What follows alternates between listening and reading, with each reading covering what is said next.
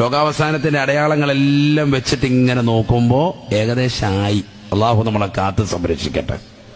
എന്ന് പറഞ്ഞാൽ നാളെ ഉണ്ടാവോ, അടുത്ത വർഷം ഉണ്ടാവോ, ഒന്നും ഞാൻ പറയുന്നില്ല. ദൃഷ്ടാന്തമാണ് ഈ പറഞ്ഞത്. ഇതെന്തായാലും നിങ്ങൾക്ക് ശ്രദ്ധിക്കാൻ വേണ്ടി ഒരു അടയാളം പറഞ്ഞ സ്ത്രീകളും പുരുഷന്മാരും ഒക്കെ ഒന്ന് ശ്രദ്ധിച്ചോ, നെറ്റിലൊക്കെ ഒന്ന് പരതി നോക്കിക്കോ. റമദാനിന്റെ ആദ്യത്തെ ദിവസം എന്തുണ്ടാകും? ചന്ദ്രഗ്രഹണം. അതേ റമദാനിന്റെ തന്നെ, പിറ്റത്തെ അല്ല, അതേ റമദാനിന്റെ 15-ന് തന്നെ എന്തുണ്ടാവും? സൂര്യഗ്രഹണം ഉണ്ടാവും. ഇത് കഴിഞ്ഞാൽ ആര് വരും? ഇമാം മഹ്ദി വരുമെന്നാണ്. ഇമാം മഹ്ദി വരുമെന്ന് പറഞ്ഞാൽ ഇമാം മഹ്ദി ജനിച്ചു വീഴല്ല. ഞാൻ മുമ്പ് പള്ളിയിൽ നമ്മൾ അത് ഓരോ ഘട്ടം ഘട്ടമായിട്ട് ആഴ്ചകളോളം നമ്മൾ പറഞ്ഞിട്ടുണ്ട്. ഇമാം മഹ്ദിക്ക് എത്ര വയസ്സായിരിക്കുമെന്ന്? 40 വയസ്സായിരിക്കും.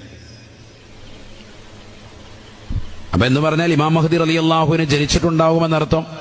നേരത്തെ ജനിച്ചിട്ടുണ്ട്. 40 വയസ്സായി അദ്ദേഹം ഇമാം മഹ്ദിയാണെന്ന് കാബയുടെ പരിസരത്ത് വെച്ച് പ്രഖ്യാപിക്കുന്ന സമയമാണ് ഇത്. ശരിക്കും ശ്രദ്ധിക്കണം.